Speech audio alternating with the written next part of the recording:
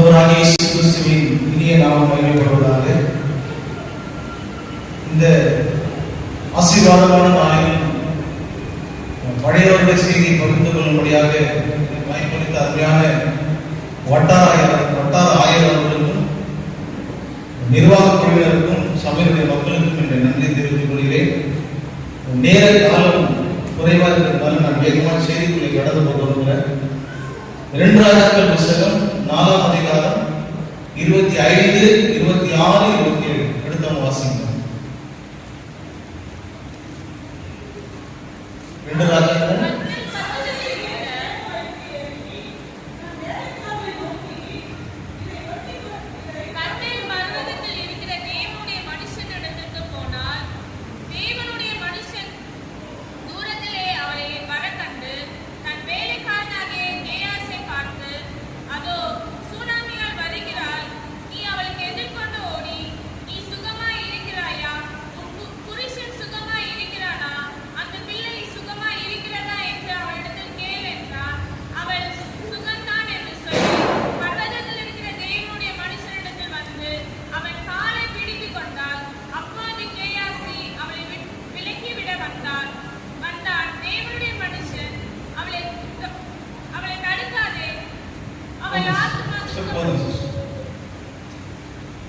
Elisha என்கிற தேவனுடைய மனிதன் தன்னிடத்தை தேடி வருகிற சூலேமியாவை தன்னுடைய ஊழியக்காரனாக கேயாசியை கொண்டு 3 கேள்விகளை அவரிடத்தில் அவன் கேட்கும்படி சொல்கிறார்.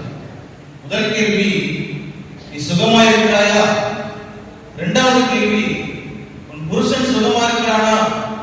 3வது கேள்வி, அந்த பிள்ளை சுகமாயிருக்கிறதா என்று சொல்லி 3 விதமான கேள்வி அந்த தேவ மனிதன் தன்னுடைய ஊழியக்காரன் மூலமாக அந்த சூலேமியாவிடத்திலே கேட்டார்.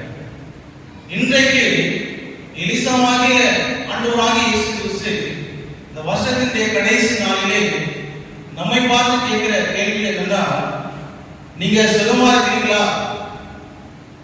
உன் புருஷன் சுகமா இருக்கிறாரா? அந்த பிள்ளை சுகமா இருக்கிறதா? என்று இப்படிப்பட்ட கேள்வி இந்த வருஷத்தினுடைய கடைசி நாட்களில் ஆண்டவர் நம்மை பார்த்து கேட்பாரானா நம்மிடத்தில் என்ன பதில் வரும்? நீங்க சுகமா இருக்கிறீங்களா? உங்க புருஷன் சுகமா இருக்கிறானா? உங்க பிள்ளைகள் சுகமா இருக்கிறாங்களா? அப்படின்னு சொல்லி ஆண்டவர் இந்த வருஷத்துடைய கடைசி நாளிலே நம்ம பார்த்து கேட்கிறார். இந்த ஆண்டு சிலருக்கு பரவசம் ஊட்டக்கூடிய ஒரு ஆண்டா இருக்கலாம். அவங்க நினைத்த சில காரியங்கள் அவருடைய ஜீவிதத்தில் நடந்திருக்கலாம். சில சிறந்த சாதனைகளை சிலர் புரிந்திருக்கலாம். ஆனால் வேறு சிலருக்கு இந்த ஆண்டு ஒரு சுவாரஸ்யமற்ற ஆண்டா கூட இருந்திருக்கலாம். சிலருக்கு வேதனைகள், வியாதிகள், இழப்புகள், முறிந்த உறவுகள் போன்ற துக்கமான சம்பவங்கள் இந்த ஆண்டிலே நடந்திருக்கு. இந்த வருஷம் எவ்வாறு இருந்தது என்பது ஒரு கேள்வி. நம்ம எல்லாருக்கும் இந்த வருஷம் எப்படி இருந்துச்சுன்னா சிலருக்கு சில விதமா இருக்கு. இந்த வருடம் எப்படி இருந்தது என்பது ஒரு கேள்வி. இன்னொரு கேள்வி, இந்த வருடத்திலே நாம் எப்படி இருந்தோம் என்பது 2வது கேள்வி. இந்த வருஷத்துல இந்த வருடம் எப்படி இருந்தது என்பது ஒரு கேள்வி. இந்த வருடத்தில் நாம் எப்படி இருந்தோம்? நமக்கு ஆண்டவரோடு நல்ல உறவு இருந்துச்சா? குடும்பத்தோடு நமக்கு நல்ல ஐக்கியம் இருந்ததா? சபையோடு, சமுதாயத்தோடு நமக்கு நல்ல தொடர்புகள் இருந்ததா? ஆண்டவரே நம்ம பார்த்து கேட்கிறாரே, நீ சுகமா இருக்கிறியா? இந்த சுகமாய் இருக்கிறாயா என்ற வார்த்தைக்கு எபிரேய மூல பாஷையில் சொல்லப்பட்டிருக்கிறது, நீ சமாதானமா இருக்கிறியா? நீ வேலைத்தோடு இருக்கிறாயா? இளைப்பாறுதல் உனக்கு இருக்கிறதா? சுற்றுப்புறத்தால், உறவுகளால், உடன் பிறந்தவர்களால், பிள்ளைகளால் உனக்கு இளைப்பாறுதல் இருக்கிறதா? நீ பாதுகாப்பா இருக்கிறியா? இந்த வருஷம் ஆரோக்கியமாக இருக்கிறீங்களா? இந்த வருஷம் உடைய சொத்து, ஆஸ்தி இவளெல்லாம் பாதுகாப்பா இருந்ததா? கடைசியா ஒரு விளக்கு சொல்லப்பட்டிருக்குது, இந்த ஆண்டு ஒழுங்காக சரியாக இருந்தாயா என்று சொல்லி ஆண்டவர் பார்த்து கேட்கிறார். இந்த ஆண்டெல்லாம் நான் சரியாதான் ஆண்டவரே, என் வாழ்க்கை செம்மையாதான் இருந்துச்சு, என்னுடைய வாழ்க்கையின் பகுதி ஒவ்வொன்றிலும் நான் ஆண்டவருக்கு பிரியமாய்தான் வாழ்ந்தேன் என்று சொல்லி நம்ம எத்தனை பேர் சொல்ல முடியும்? நீ சுகமாய் இருக்கிறாயா என்ற ஒரு வார்த்தைக்கு பல அர்த்தங்கள் உண்டு. இந்த வாழ்க்கையை நம்ம சமாதானமா இருந்தோமா? வேலைத்தோடு இருந்தோமா? அந்த குடும்ப உறவுகளிலே, நம்மை சுற்றியுள்ள சமுதாய உறவுகளிலே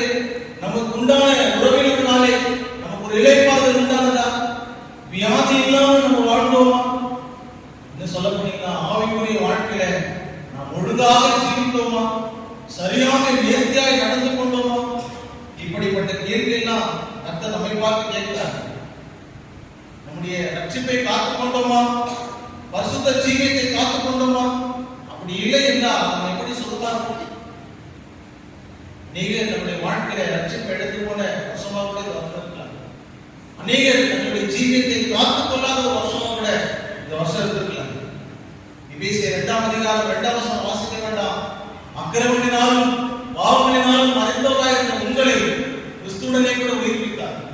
அவர் உங்களை தூக்கி எடுத்த விதத்தை நீங்க இந்த வருஷம் மறந்தீங்களா? அவர் உங்களை நடத்தின விதங்களை நீங்க மறந்தீங்களா? கொஞ்சம் யோசிச்சு பாருங்க. ஆண்டவர் உங்களை பார்த்து கேட்கிறாரு, நீ சுகமா தான் இருக்கியா? நீ என்னோடு ஐக்கியப்பட்டு என்னுடைய உறவிலே நன்றாக இருந்தாயா? உன்னுடைய வாழ்க்கையில் நான் கொடுக்கிற இளைப்பாறுதல் இருந்ததா? வியாதி இல்லாமல் ஜீவித்தீங்களா? பலத்தோடு ஜீவித்தீங்களா? ஆண்டவர் நம்மை பார்த்து கேட்கிறார். எலிசா கேட்கிறான், நீ சுகமா இருக்கிறாயா சொல்லி அவரிடத்தில் போய் கேள் என்று சொல்லி. இன்றைக்கு இந்த இரவிலே எலிசாவாகிய ஆண்டவராகிய இயேசு கிறிஸ்து உங்களை என்னை பார்த்து கேட்கிறாரு, நீ சுகமா இருந்தீங்களா? நம்மை விசாரிக்கிற ஒரு நல்ல ஆண்டவர் நம்முடைய ஆண்டவர். வருஷத்தின் தொடக்கத்திலே மாத்திரம் இல்லைங்க, வருஷத்தினுடைய கடைசியிலையும் நம்மை விசாரிக்கிற ஒரு நல்ல தகவல் நம்முடைய தகவல். இரண்டாவது, உன் புருஷன் சுகமா இருக்கிறானா அப்படின்னு கேட்கிறார்.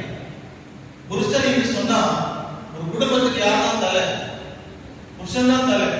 அதனாலதான் அந்த நாட்கள் எல்லாம் புருஷன் மறைச்சிட்டாங்கன்னா அந்த அம்மா உண்டத்தின்னு சொல்லுவாங்க. அப்ப அவன் கேட்கிறாங்க, உன் புருஷன் சுகமா இருக்கிறான்னு கேட்கிறான். புருஷன் என்று சொன்னால் தலையை, இந்த தலைதான் குடும்பத்தை நடத்துறது. குடும்பத்தை நடத்துறது புருஷன். ஆனால் ஒவ்வொருடைய தனிப்பட்ட வாழ்க்கையை நடத்துறது யார் தெரியுமா? பரிசுத்த ஆவியானவர். உங்களுடைய வாழ்க்கையில இந்த நடத்திப்பை நடத்துகிற பரிசுத்த ஆவியானவர் உங்களுடைய வாழ்க்கையில வருஷம் முழுக்க நடத்தினாரா? நீங்க பரிசுத்த ஆவியானவரை துக்கப்படுத்திட்டீங்களா இந்த வருஷம்? அல்லது பரிசுத்த ஆவியானவரை நாம் இழந்துவிட்டோமா? நம்முடைய வாழ்க்கையில பரிசுத்த ஆவியானவரை துக்கப்படுத்துவதற்கான அநேக விஷயங்கள் நம்முடைய ஜீவிதத்தில் உண்டு. வாசிங்களே, எபேசியர் 4ஆம் அதிகாரம் 29ஆம் வசனம்.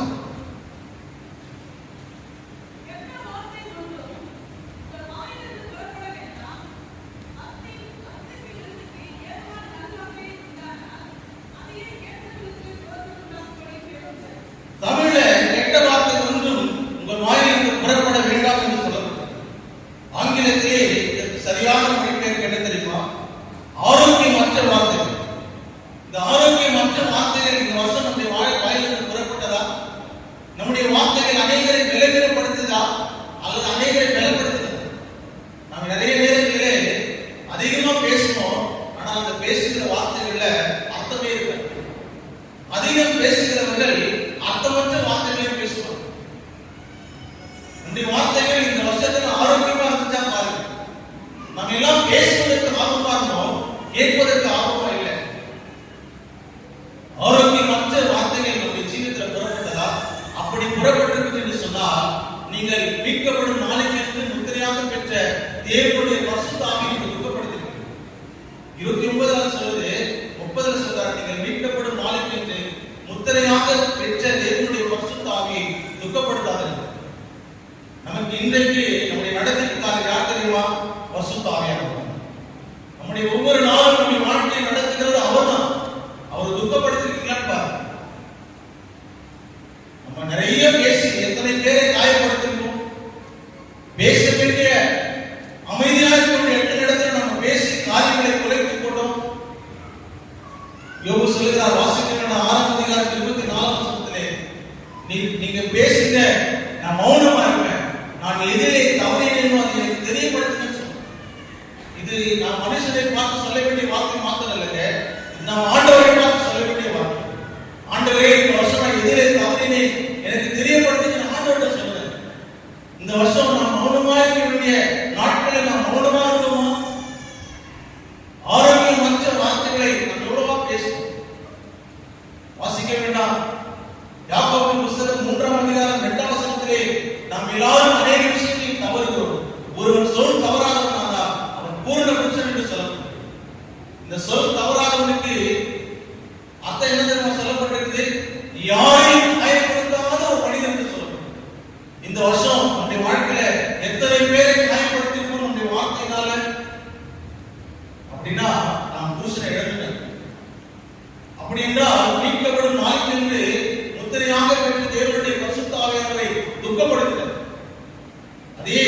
கடைசியாக எபேசியர் 4ஆம் அதிகாரத்திலே கோபத்தை குறித்து சொல்லப்பட்டிருக்கிறது. நாம் கோபப்படுவதற்கு எவ்வளவு துரிதமாக கோபப்பட்டிருக்கிற இந்த வருஷத்துல யாக்கோபு ஆசிரியர் சொல்றார் 3ஆம் அதிகாரத்திலே, நீங்கள் கேட்கிறதுக்கு தீவிரமாயும் பேசுகிறதுக்கு பொறுமையாயும் கோபிக்கிறதுக்கு தாமதமாய் இருக்க கடவுள் என்று சொல்லப்படும். நம்ம எவ்வளவு கோபப்பட இந்த வருஷத்துல கொஞ்சம் யோசித்து பாருங்க. நம்ம பிள்ளைகளிடத்திலே, கணவன் மார்க்கத்திலே, மனைவி மார்க்கத்திலே, புருஷன்மார்கள் கோபப்பட்ட விதங்கள் யோசித்து பாருங்க. நம்ம வீட்டு வாசல் இயேசுவே வீட்டின் தலைவர் இருக்கும். நல்ல போர்டு இருக்கும், அழகா பெரிய போர்டு இருக்கும். ஆனா உள்ள ஏசி இல்லை, உள்ளே கோபமும் சண்டை இருக்குது. போர்டு இருக்குது, ஆனா ஏசி இல்லை.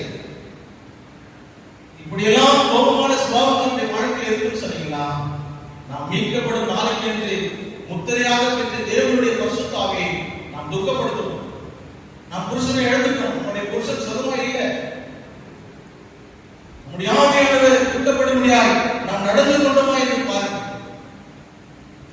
கால்கள் என்ற ஒரு மிஷனரிமார் தன்னுடைய 19ஆம் வயதில் இங்கிலாந்து தேசத்திற்கு வரும்பொழுது படுத்த படுக்கையாக தன்னுடைய தாயார் படுக்கையில் இருக்கிறாங்க. தாயாருடைய படுக்கைக்கு முன்பதாக முழங்கால் படின்னு சொன்னாரே, அம்மா நான் இந்தியாவுக்கு மிஷனரியா போறேன். அந்த அம்மா சொன்னாங்க, நான் உன்னை பிறக்கும் பொழுதே மிஷனரியா ஒப்பு கொடுத்துட்டப்பா, உன்னை அனுப்புவதற்கு எனக்கு எந்த ஆட்சேபமும் இல்லை, நீ தாராளமாய் போய் வரலாம். இன்னும் மறுபடியுமாய் அவர் தன்னுடைய தாய் முகத்தை பார்க்காத கடைசி நாள் அதுதான். அதுக்கப்புறம் அவர் போகவே இல்லை. அந்த தாய் மறைத்தாங்க. தான் நேசித்து இயேசுவுக்காக கடைசி வரைக்கும் வாழ்ந்தாங்க. நம்முடைய வாழ்க்கையில நம்ம ஒவ்வொரு நாளும் இந்த சுபாவங்கள் மாறாம வருஷம் வருஷம் இப்படியே நடந்து போவது அல்ல கிறிஸ்துவ வாழ்க்கை. நம்முடைய வாழ்க்கையில நம்முடைய பரிசுத்த ஆவியானவர் சுகமா இருக்கிறாரா? நம்மை நடத்துகிற பரிசுத்த ஆவியானவர் நம்முடைய ஜீவிதத்திலே துக்கப்படாதபடிக்கு அவர் நமக்குள்ள இருக்கிறாரா, ஜீவிக்கிறாரா? கொஞ்சம் ஆராய்ந்து பாருங்க. நம்ம அவரை துக்கப்படுத்தினோமா? சில நேரங்களில் நாம் பரிசுத்த ஆவியானவருக்கு எதிர்த்து நிற்போம். அப்படி நாம் அவரை எதிர்த்து நிற்போம் என்று சொன்னால் நாம் அவரை இழந்து விட்டோம் என்றார்கள்.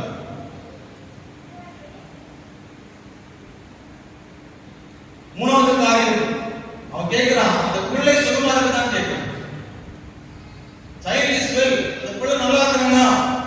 இந்த பிள்ளை எதை குறிக்கிறது தெரியுமா? நீங்க வெளிப்படுத்தின விசேஷத்தில் வாசித்து பார்ப்பீங்கன்னா, ஆண் பிள்ளை ஜெயத்துக்கு அடையாளமாக குறிக்கப்பட்டிருக்கு. இந்த வருஷம் வாழ்க்கையில் எல்லாத்தையும் நீங்க ஜெயித்தீங்களா?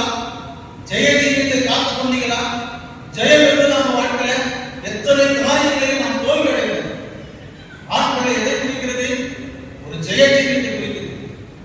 அல்லது நம்முடைய வாழ்க்கையில் இந்த வருஷத்துடைய இந்த நாள் வரைக்கும் நான் தோல்வி அடைந்திருக்கிறேன் அப்படின்னு நீங்க சொல்வீங்கன்னா, நீங்க உங்க பிள்ளை எடுத்துட்டீங்களா? உங்க ஜெய ஜீவியத்தை எடுத்துட்டீங்கன்னா, பாவத்தின் மேல் ஜெயம் இல்லை, கோபத்தின் மேல் ஜெயம் இல்லை. நீ வாழ்க்கையில என்னை ஆராய்ந்து பார்க்கிற சுபாவம் இல்லை. நம்ம எல்லாம் வருஷத்துடைய கடைசி நாள் என்ன சொல்லுவோம்? பிரதர், நான் சரியா பைபிள் வாசிக்கல, சரியா ஜெபம் பண்ணல, சரியா உபவாசிக்கல, இது மட்டும் தான் சொல்லுவோம். முழு பூசணிக்காக சாப்பாடு அப்படியே மறைச்சிருக்கோம். மற்ற காரியங்கள்லாம் எங்கே? நம்ம மாறல. இன்னும் நம்ம எல்லாம் பைபிள் படிக்கல, ஜெபம் பண்ணல, வேத வாசிக்கல, உபவாசம் பண்ணல. இதல்ல உங்க வாழ்க்கையில சுபாவம் மாறி இருக்குதா? உங்க வாழ்க்கையில உங்களுடைய பிள்ளை ஜெயச்சிங்க இருக்குதா? உங்க வாழ்க்கையில நீங்க ஒவ்வொரு வருஷமும் ஒவ்வொரு ஜெயத்தை நீங்க ஜெயத்தின் மேல் ஜெயம் பெற்றுக் கொள்கிறீர்களா? அப்படின்னா பிள்ளை எழுதணும். பாவத்தின் மேல் ஜெயம் உண்டா? கோபத்தின் மேல் ஜெயம் உண்டா?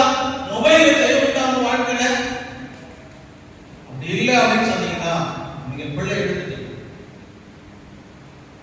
சின்ன சின்ன காரியங்களை மட்டும்தான் நான் சொல்லுகிறேன். பெரிய பெரிய காரியங்களை அப்படியே மறைத்து விடுகிறேன். ஆண்டவர் இன்றைக்கு உங்களை பார்த்து கேட்கிறாரு, நீ சுகமா இருக்கிறியா? அல்லது சுகமா இருக்கிறது போல இருக்கிறியா? உன் புருஷன் சுகமா இருக்கிறானா? உன்னை நடத்துகிற பரிசுத்த ஆவியானவர் நடத்திப்புக்காரர் உன்னிடத்திலே சுகமா இருக்கிறாரா? அவர் துக்கப்படும்படியாக உன்னோடு கூட வாழ்ந்து கொண்டிருக்கிறார். மூன்றாவது, நீ ஜெய ஜீவியம் எப்படி இருக்கிறார்? ஒரு நாள் இந்த பிள்ளை செத்து போனது. இந்த சூரியனுடைய பிள்ளை மறைத்து வாசிக்கிற 4ஆம் அதிகாரம் 18ஆம் வசனம் வேகமா வாசிங்க.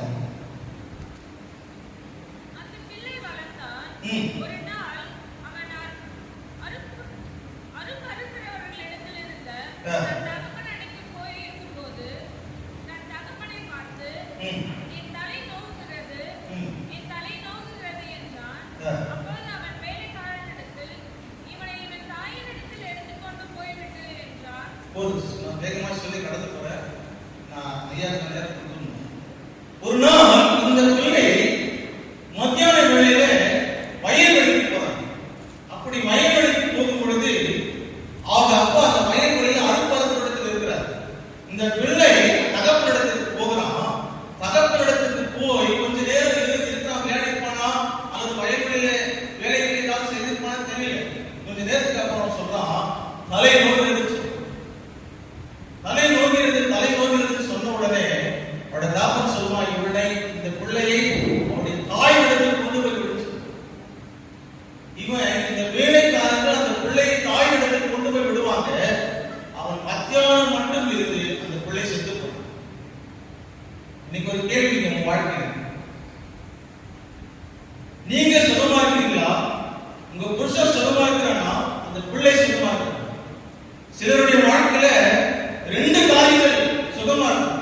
ஒண்ணு, அவங்க சுகமா இருப்பாங்க, அந்த பசுத்தாவின் அந்த புருஷன் சுகமா இருப்பான், ஆனா ஜெயஜீவி மறைச்சு. சிலருடைய வாழ்க்கையில ரெண்டு ஜெயம் இருக்கும், ஒண்ணு இழந்திருப்பாங்க. சிலருடைய வாழ்க்கையில ரெண்டு இழந்து ஒண்ணு வச்சிருப்பாங்க. சிலர் மூன்று இழந்திருப்பாங்க. நீங்க எப்படி உங்களுடைய வாழ்க்கை யோசிப்பாங்க. இப்போ இந்த பிள்ளை மறைத்து இந்த பிள்ளை தாயிடத்தில் இருக்க வேண்டிய பிள்ளை, இவன் தகப்பனிடத்தில் போனது தப்பா? தப்பில்லை. ஆனா தகப்பனிடத்தில் போவதற்கு ஒரு காலம். இவன் சின்ன பிள்ளை. இந்த சின்ன பிள்ளை வெயில போகும்பொழுது வெயிலின் உஷ்ணம் தாங்காதனால இந்த பிள்ளை மறைச்சான். இவன் தாயின் இடத்தில் இருக்க வேண்டிய பிள்ளை தகப்பனிடத்தில் போனா அந்த வெயிலின் உஷ்ணத்தினாலே இந்த பிள்ளை மறைச்சான். உங்க வாழ்க்கையிலே வெயிலின் சோதனை, வெயிலின் மிஞ்சின சோதனை, மிஞ்சின பாருங்கள், பலவிதமான சோதனைகள், போராட்டங்கள் உங்களுடைய ஆவிக்குரிய வாழ்க்கையை மறைத்து போக செய்துவிட்டது என்று சொன்னால் நீங்கள் இன்னும் வளர வேண்டியதில் வளரும். தகப்பனிடத்தில் போனது தப்பு இல்லை, அந்த பிள்ளை வளர வேண்டிய விதத்தில் வளரும்.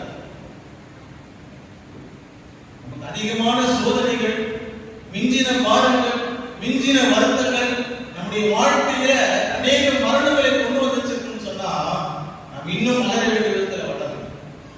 ஆவிக்குரிய வாழ்க்கையில இன்னும் வளர வேண்டிய விதத்தில் வளரல. இன்னும் சொல்ல போனா அந்த பிள்ளை இருக்க வேண்டிய இடத்துல இருக்கு. அந்த பிள்ளை தாய் இடத்துல இருந்திருக்கோம், அந்த பிள்ளை தகப்பனிடத்தில் போச்சு. நாம் இருக்க வேண்டிய இடத்துல, தேவன் விரும்பின இடத்துல, தேவ வழித்த இடத்துல நாம் இருக்கல அப்படின்னு சொன்னா நமக்கு ஆவிக்குரிய வார்த்தை வருங்க. அதனால ஆண்டவரே, இன்றைக்கு எங்க வாழ்க்கையில வருகிற வருஷத்துல நாங்கள் ஒரு பெரிய ஜெயத்தை எங்க வாழ்க்கையில் பெற்றுக்கிறோம். எங்க வாழ்க்கையில நாங்க 3 இழந்திருக்கிறோம், அல்லது 1 இழந்து 2 வைத்துக் கொண்டிருக்கிறோம், அல்லது 2 இழந்து 1 வைத்துக் கொண்டிருக்கிறோம். ஆண்டவரே, இந்த ஆண்டு எங்க வாழ்க்கையில அதெல்லாம் நாங்கள் திருப்பிக் கொள்ளலாம். இந்த வருஷம் எங்க வாழ்க்கையில ஒரு பெரிய ஏற்பாடுகளை நாங்கள் பார்க்கணும். இந்த வருஷம் எங்க வாழ்க்கையில சமாதானத்தை பார்க்கணும். இந்த வருகிற வருஷத்துல எங்க வாழ்க்கையில வியாதியே இல்லாம எனக்கு ஆரோக்கியமா வாழணும். உதவி செய்யும். என்ன தெரியுமா நடந்துச்சு? இப்போ இந்த பிள்ளை மறைத்து போனது, இந்த சூரியனுக்கு ஒரு நேர்வு தெரியும். இந்த பிள்ளையை உயிர்ப்பிக்க எலிசாவால் மட்டும்தான் முடியும். அல்லேலூயா. நம்முடைய ஆவிக்குரிய மறைத்த ஜீவியத்தை மாற்ற நம்முடைய ஆண்டவராக எலிசாவால் மட்டும்தான் முடியும். அவர் கழுதை மேல் சேர்க்க வைத்து வாசிங்க, அந்த வசனத்தை வாசிங்க.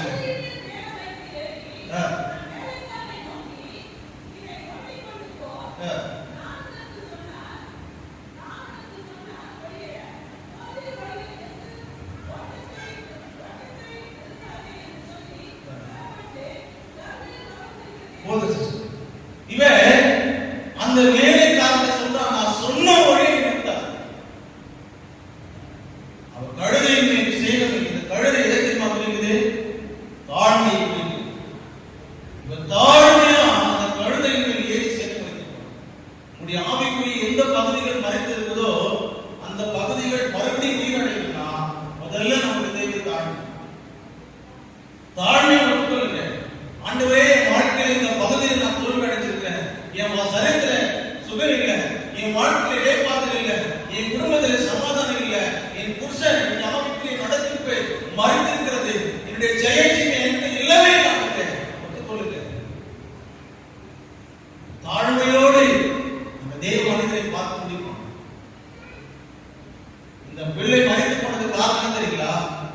உஷ்ணம், இந்த வேதனை, இந்த வெயில் உன்னுடைய தலையை தாக்கி. இன்னைக்கு நம்முடைய வாழ்க்கையில் ஆவிக்குரிய மரணம் வருவதற்கு காரணம் என்ன தெரியுங்களா? பிசாசு நம்முடைய தலையில தாக்கும், நம்முடைய சிந்தையை தாக்கும். நம்முடைய சிந்தையை பலவீனப்படுத்தி நம்முடைய வாழ்க்கையில ஆவிக்குரிய பலத்தை எல்லாம் முடிவு கொள்வார். நம்முடைய சிந்தை பண்ண ரொம்ப முக்கியங்க.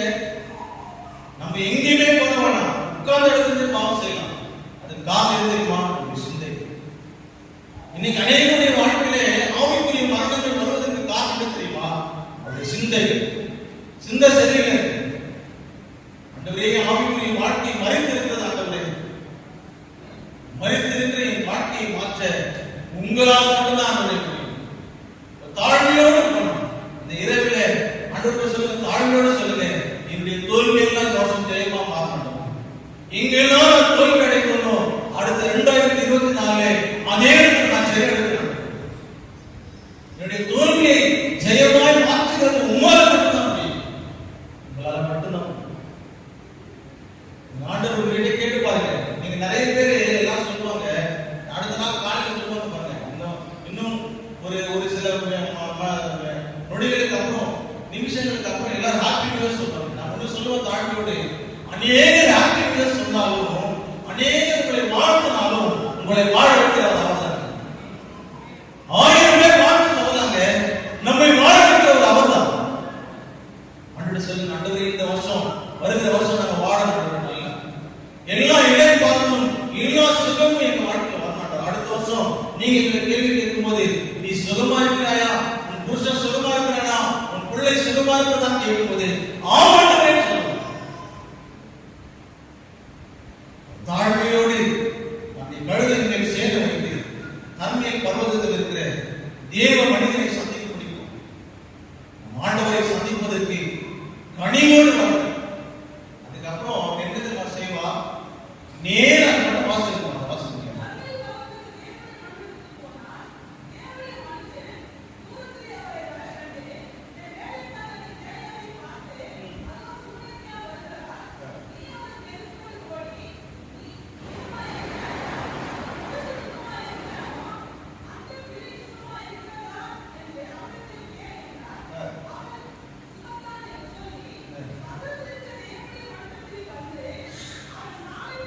அவன் காலை பிடிச்சான். இன்னைக்கு இரவுல இந்த வருஷத்தை முடிக்கிற நேரத்துல ஆண்டவருடைய காலை பிடித்துக் கொண்டு கெஞ்சுவோம்.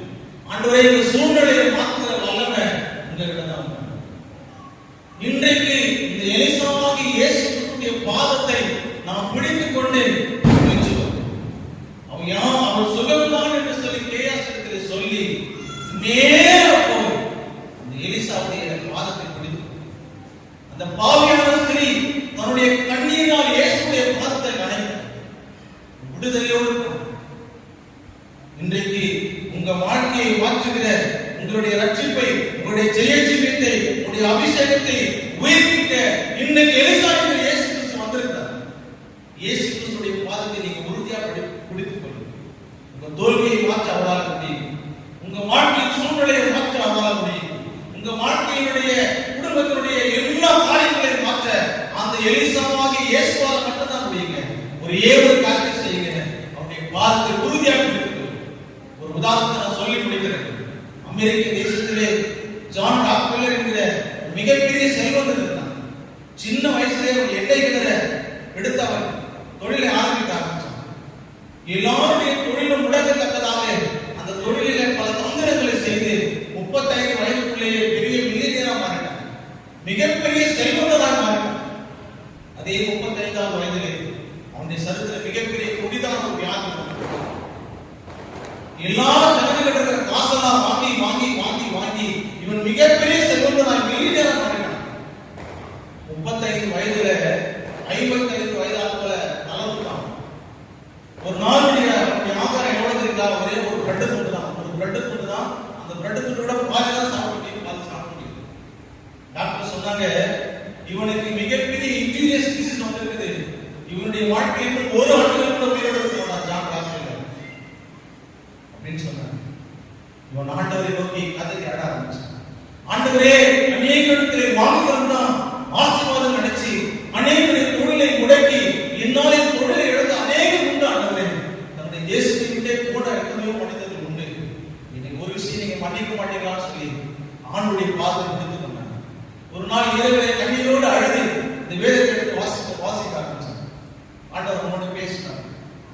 அப்போஸ்தலர் 20ஆம் அதிகாரம் வாசிக்க வேண்டாம். 35ஆம் வசனத்திலே வாங்குகிறதை பார்க்கிலும் கொடுக்கிறது பாக்கியம் என்று நான் சொல்லியிருக்கிற இயேசு சொன்ன வசனம் என்று சொல்லப்பட்டது. இந்த வசனத்தை திரும்ப திரும்ப படிச்சான். காலையில எழுந்திருச்சான். எழுந்தவுடனே தன்னுடைய உதவியாளரை கூப்பிட்டான். ஒரு செக் எழுதி கொடுத்தான். நீ போய் டாலர் எவ்வளவு டாலர் பேங்க்ல எடுத்து அவ்வளவு டாலர் கொண்டு வர சொன்னான். சூட்கேஸ் நிரப்பி கொண்டான். காலையில உட்கார்ந்தான். உட்கார்ந்து கொண்டு நியூயார்க் வழியாக போக ஆரம்பிச்சான். அங்கே வழிதடத்தில் உட்கார்ந்து கொண்டது எல்லா பிச்சைக்காரனுக்கும் டாலர் எடுத்து கொடுக்க ஆரம்பிச்சான். இந்த வயிற்று கடுதா பயன்படுத்தி இந்தா பயன்படுத்தி சொல்லி எல்லா டாலரையும் கொடுக்க ஆரம்பிச்சான். அங்கிருந்து ஆர்ப்பணித்துக்கு போனான். அனாதை இல்லங்களுக்கு போனான். முதியோர் இல்லங்களுக்கு போனான். ஹாஸ்பிட்டலுக்கு போனான். எல்லா இடங்களுக்கும் போய் டாலர் நான் கொடுக்க ஆரம்பிச்சான். இன்றைக்கு ஐநா சபைக்கு பாருங்க ஈவன்கோ. அந்த ஈவன்கோ இடம் வந்து ராக்ஃபெல்லர் இடம் தான். ஜான் ராக்ஃபெல்லர் இடம். நீங்க சமாதானத்துக்கான முயற்சி எடுக்கிறீங்களா? தேசத்துக்கு சமாதானத்துக்காக இந்த இடத்தை கொடுக்கணும்னு சொல்லி இடத்தை கொடுத்து டாக்டர் சொன்னாங்க ஒரு ஆண்டிலே அவன் மறித்து போவான்னு சொன்னாங்க. என்ன தெரியுமா நடந்துச்சு? 51 ஆண்டுகள் உயிரோடு வாழ்ந்தார். அந்த வியாதி எங்க விழுந்தது தெரியல. அந்த கேன்சர் கொடுமையான வியாதி ஜான் ராக்ஃபெல்லருக்கு எங்க விழுந்தது தெரியல. டாக்டர் சொன்னாங்க ஒரு வருஷம் தான் உயிரோடு இருப்பார் சொல்லி. 35 வயதுல வியாதி வந்தது. 51 ஆண்டுகள் உயிரோடு வாழ்ந்தார். அவர் மறிக்கும் பொழுது 87 வயசு. ஏன் சொல்றாரு தெரியுங்களா? நீங்க ஆண்டவரை பிடிச்சிட்டீங்களா உங்க வாழ்க்கையை தலைகீழாக மாற்றுவார். இந்த இரவில் நீங்க அவரை பார்த்து பிடித்துக் கொள்ளுங்க. ஆண்டவரே உங்களுக்காக இந்த வாழ்க்கையை மாற்றுவதற்கு யாருமே இல்லை. ஆண்டவரே வாலிப தம்பிமார்களே, வாலிப தங்கச்சிமார்களே, உங்க வாழ்க்கையை நீங்க பார்த்துதான் வாழ்க்கை நினைக்காதீங்க. இயேசு நினைக்கிற வாழ்க்கை உங்க வாழ்க்கை அவர் மாற்றுவார். அவரை பார்த்து பிடிச்சுக் கொள்ளுங்க. நீங்க படிக்கிற படிப்பால வாழ்க்கை தீர்மானிப்பது இயேசு தான் வாழ்க்கை தீர்மானிப்பார். நீங்க எந்த யூனிவர்சிட்டியில் படிச்சாலும் எந்த பெரிய படிப்பு படிச்சாலும் உங்க வாழ்க்கையை நீங்க அவர் மேல கொடுத்தீங்கன்னா அதை அழகு பார்ப்பார். நீங்க அவரை பார்த்து பிடித்துக் கொள்ளுங்க. ஆண்டவரே இந்த தோல்வியெல்லாம் இங்க ஜீவியத்துல போன வருஷம் அந்த தோல்விகள், போன வருஷம் அந்த நெருக்கங்கள், சோதனைகள், கடினமான வீண் பல சோதனைகள் இந்த வருஷம் வாழ்க்கை வரக்கூடாது. நீங்க எங்க வாழ்க்கையை பார்த்துங்கன்னு சொல்லி அந்த எலிசாவாகி இயேசுவை பார்த்து இந்த இரவனுக்கு உறுதியாக பிடிச்சு கொண்டீங்கன்னா உங்களை மாற்றி இயேசுவை வந்திருக்கிறார். உங்க ஜீவியத்தை மாற்றுவதற்கு, உங்க பிரச்சனைகளை மாற்றுவதற்கு, உங்க வாழ்க்கையை சுகத்தை கொடுப்பதற்கு, ஆசீர்வாதத்தை கொடுப்பதற்கு, சூழ்நிலையை மாற்றுவதற்கு எலிசாவாகி இயேசு உங்களை தேடி வந்திருக்கிறார். ஓடி போய் எலிசாவுடைய பாதத்தை விடாம பிடித்துக்கொண்டார்.